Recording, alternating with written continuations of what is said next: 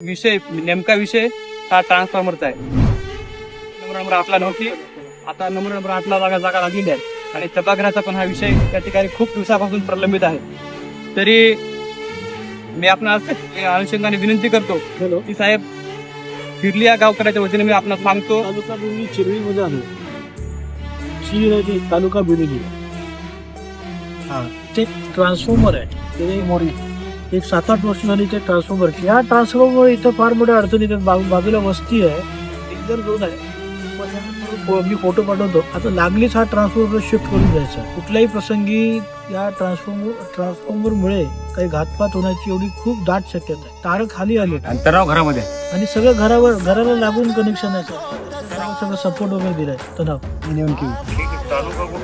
तालुका बिलोली, गाव चिरली. एवढं खतरनाक आहे, एवढं म्हणजे डेंजर परिस्थिती आहे. तुम्ही बघून परेशान होशाल. एवढं खतरनाक आहे.